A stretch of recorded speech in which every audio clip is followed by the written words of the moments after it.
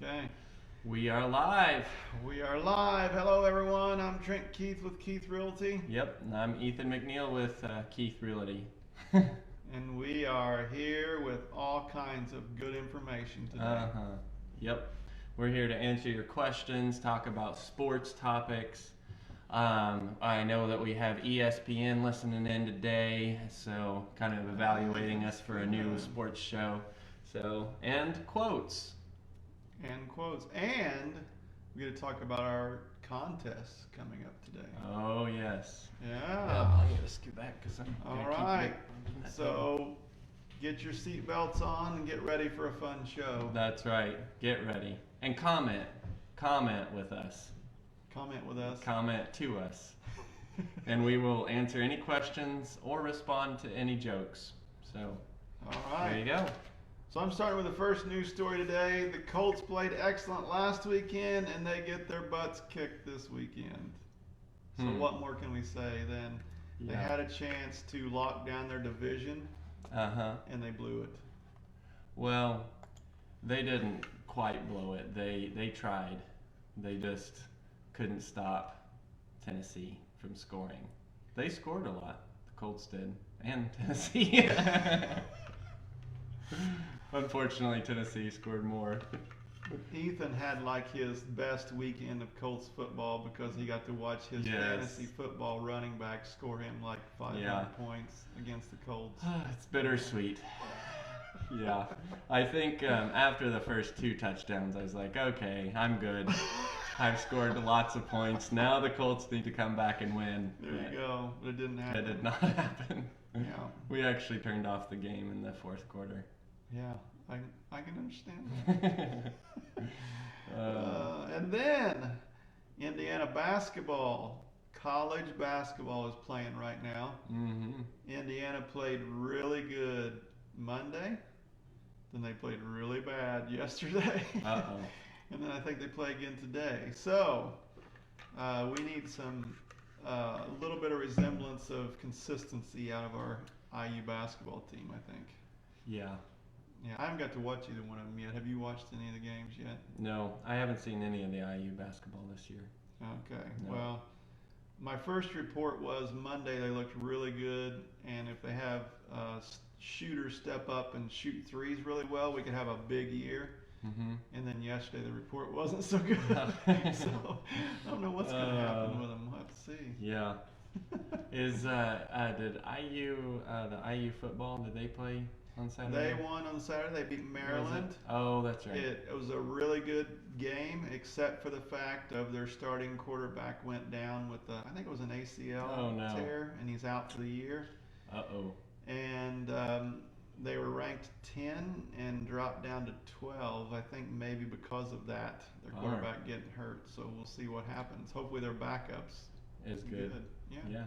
Well, we'll see. We'll find out because they play, I think, Wisconsin this Saturday, and Wisconsin's ranked also. So we will find out. We'll keep you posted here. Come to Keith Realty for all your sports updates. That's what we should do. We should do a game commentary. See if one of these colleges will let us stream their game, and then we'll sit here and commentate.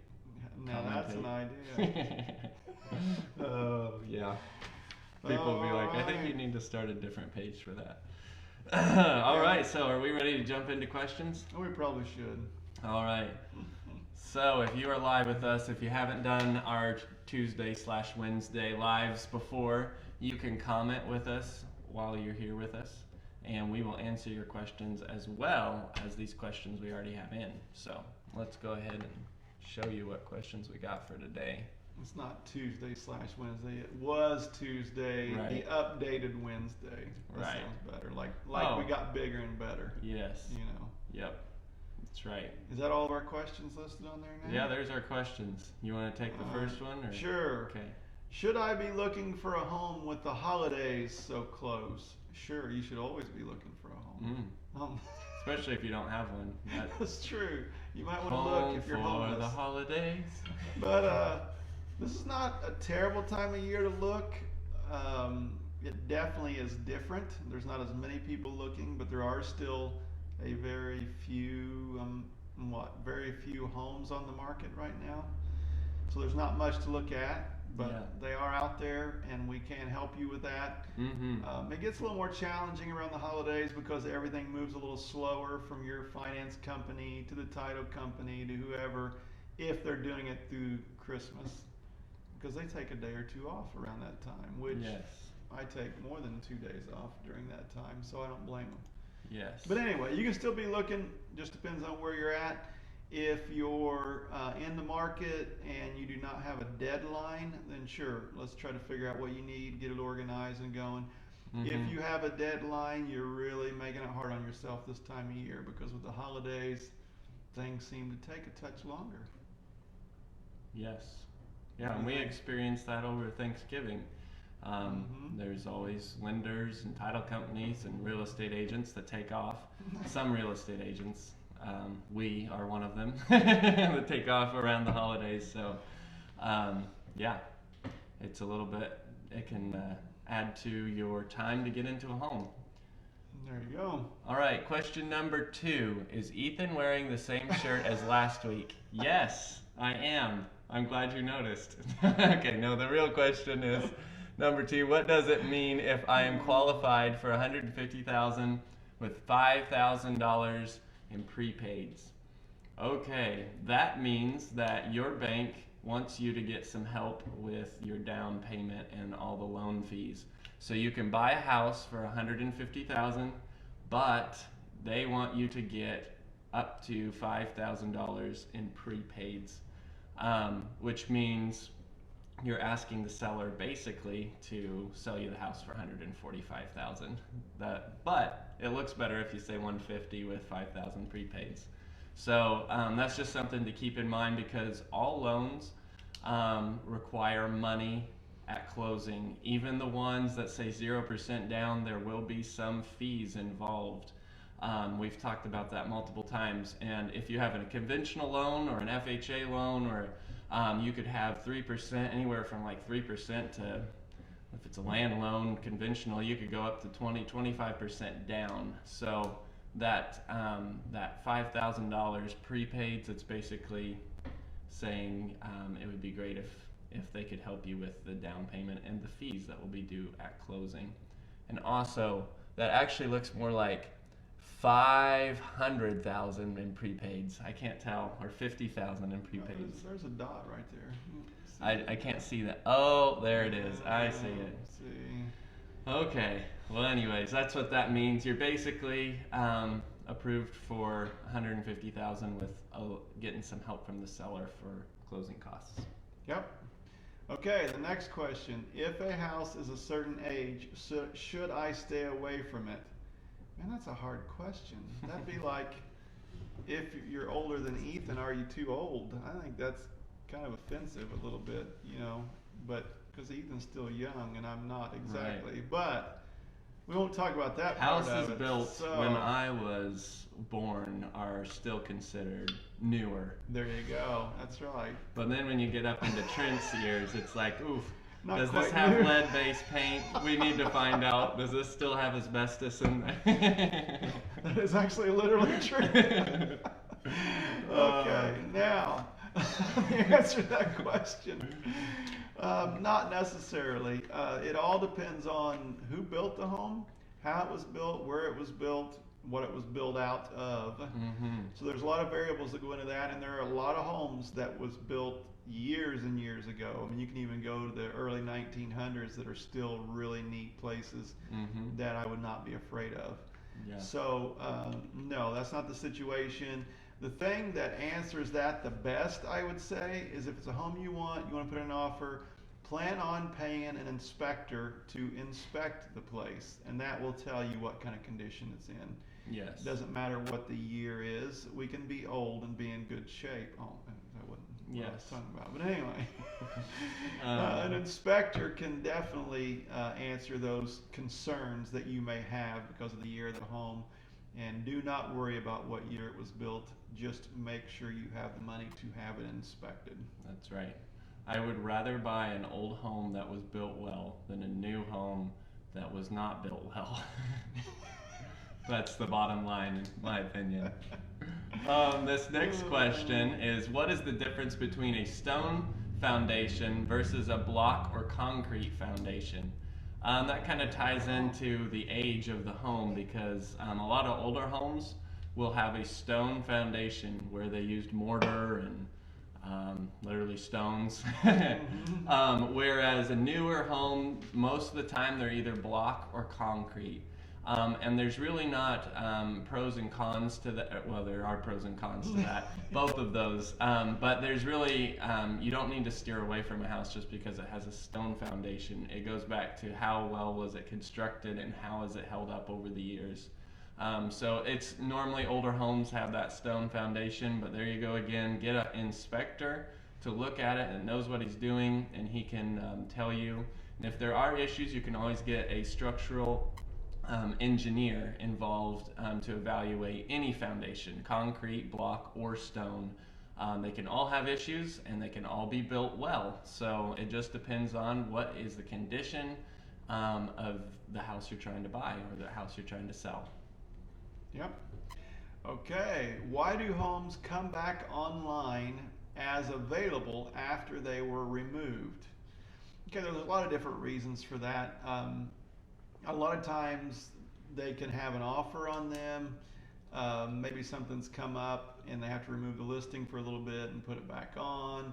Maybe an inspection finds out an issue and the previous buyers decide not to go ahead with it.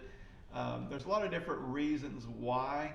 That's why you would want a realtor that you trust to help you with those situations, because you don't want to just be scared because a home comes back online, but at the same time you don't want to just go blindly into one that come back online not knowing why it was put back up for sale again. So have a realtor that you trust and have them help you through that process of finding out why a place may have been removed and placed back online after a while, and just take it on a case-by-case basis.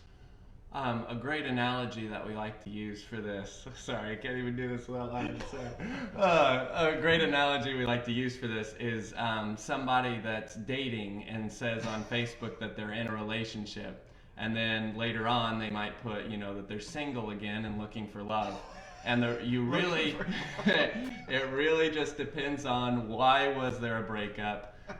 Is it because there were issues with that person, or was it the other person? So it's the same thing with houses. You want to know why there was a breakup, and sometimes it's not that house's fault. Sometimes the other people were just not cooperating. So it just depends. Yeah.